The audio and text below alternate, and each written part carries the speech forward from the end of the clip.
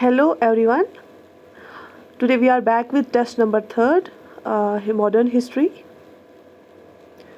You just try to solve all the questions and write your answer in the comment section. Let's get started. Question number 1. The Indian National Congress held its first session at, जो Indian National Congress था उसके जो sessions होते थे तो जो सबसे पहला वाला सेशन है 1885 वाला वो कहाँ पे हेल्ड हुआ. ऑप्शन है Lucknow, Mumbai, Chennai, Lahore. So choose the correct option. The correct option is B, Mumbai. तब बॉम्बे बोलते थे इसको. तो पहला सेशन जो है 1885 वाला वो बॉम्बे में हुआ. Question number 2. Who represented India at the Chicago Conference of World Religions in 1893? तो जो वर्ल्ड रिलीजन्स की कॉन्फ्रेंस थी 1893 में चिकागो में, उसको वहाँ पे किसने इंडिया को रिप्रेजेंट किया? Who represented India? So options are Swami Dayananda, Ramakrishna Paramhansa, Swami Abhedananda, Swami Vivekananda. ठीक है, तो चूज द करेक्ट ऑप्शन. जो इसका करेक्ट ऑप्शन है वो है Swami Vivekananda. Option D is correct option. Question number 3. Who among the following was not associated with the activities of the theosophical society? इन options में से कौन ऐसा है जो थियोसॉफिकल सोसाइटी है उसके साथ, उस ऑर्गेनाइजेशन के साथ वाबस्ता नहीं था? ठीक है. Miss Annie Besant, O Hume, col H S. Olcott, madam H P. Blavatsky. तो जिसने भी थियोसॉफिकल सोसाइटी के बारे में पढ़ा होगा उसने तो बिल्कुल 3 नाम पढ़े होंगे उसमें. तो the correct option is A O. Hume. A O. Hume इसके साथ वाबस्ता नहीं था but he was associated with the Indian National Congress. ठीक है, चलिए आगे देखते हैं. Question number 3. Who was nominated as the first president of the All India Trade Union Congress? जो All India Trade Union Congress बनी थी उसका पहला प्रेसिडेंट किसको नॉमिनेट किया गया था? Option A Z A. Ahmad, B M K. Gandhi, C Lala Lajpat Rai, D S A. Dange. Choose the correct option. जो इसका करेक्ट ऑप्शन है वो है Lala Lajpat Rai. Option C. Question number 4.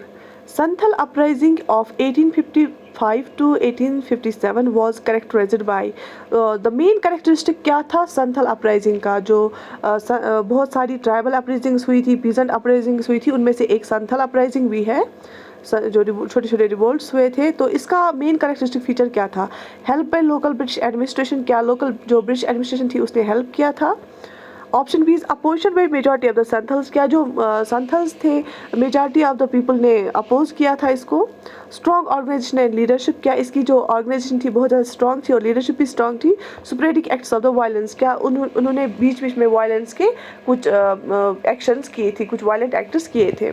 So the correct option is option C, strong organisation and leadership. Question number 5. The second round table conference was held in. जो 3 round table conferences हुई, first, second and third, इसमें से पूछा गया है कि second round table conference कब हुई थी? 1932, 1931, 1930 and 1935. Second round table conference was held in. Choose the correct option and the right option is option C, 1931. ठीक है, फिर 32 में थर्ड राउंड टेबल कॉन्फ्रेंस हुई और इसी राउंड टेबल कॉन्फ्रेंस में कम्युनल अवार्ड का भी अनाउंस किया गया था. The motto go back to the Vedas is attributed to which of the following reform movement leaders. तो जो एक ऑर्गेनाइजेशन थी, एक रिफॉर्म मूवमेंट स्टार्ट हुई थी जिसका मेन जो स्लोगन था go back to the Vedas, वो किस वाले इसने दिया था? वो किस लीडर ने दिया था? इन रिफॉर्म की मूवमेंट्स के लीडर्स में से कौन सा वो लीडर है जिसने go back to the Vedas बोला था? Option A Raja Ram Mohan Roy, Vivekananda, Keshav Chandra Sen, Dayanand Saraswati.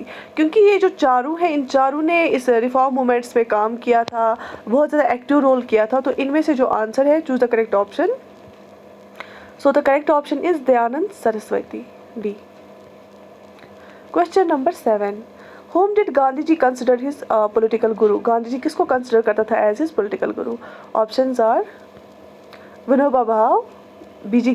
Tilak, Dadabhai Nehruji, Gopal Krishna Gokhale. Choose the correct option. So the correct answer is Gopal Krishna Gokhale, option D. Question number 8. Who among the following were popularly known as red shirts? Red shirts किसको tag दिया गया था, किसका नाम था? Congress socialists, people led by the Rani गिंदुलिनी, members of Azad Hind Fauj, Khudai खदमतगार्स. Choose the correct option. So the correct option is D, खुदाई खदमतगार्स. जो खान अब्दुल गफ़ार खान जो नॉर्थ वेस्ट फ्रंटियर प्रोविंस के थे, उनके अंडर ही ये काम करते थे. So option D is correct option. Question number 9. Swaraj party was formed after the failure of. Swaraj party जब बनी, इससे पहले भी वाले में भी एक क्वेश्चन स्वराज पार्टी पे किया था हमने. जब स्वराज पार्टी बनी थी वो कब बनी थी, किसके फेलियर के बाद? Option A non cooperation movement, B Satyagraha movement, C quit India movement and D civil disobedience movement. Choose the correct option. So the correct option is non cooperation movement. जब नॉन कॉपरेशन मूवमेंट फेल हो गई उसके बाद Swaraj party बनी थी, क्योंकि चोरी चोरा इंसिडेंट हो गया था. उसके बाद गांधी जी ने इसको फिर से ये कर दिया था, बंद कर दिया था. Question number 10. Who among the following was a revolutionary who later turned into a yogi and philosopher? In options में से कौन ऐसा है जो पहले बहुत ही एक्टिव था, एक्सट्रीमिस्ट था, रेवोल्यूशनरी माइंड का था और उसके बाद वो एक योगी और फिलोसफर बन गया? ठीक है, बिल्कुल ही फिर उसके बाद अपोजिट ही चेंज हो गया. तो हम ऑप्शंस देखेंगे. लाला लाजपत राय, Aurobindo Ghosh, Agarkar, Bal Gangadhar Tilak. Choose the correct option. So the correct option is Aurobindo Ghosh. Aurobindo Ghosh was is a person who was revolutionary firstly, and later he turned into a yogi and philosopher. So option B is correct option. So guys, thank you for watching our video. Write your answers in the comment section, and if you have confusion or any doubt in any question or any topic, you can send your query by commenting on this video. Have a nice time. Thank you.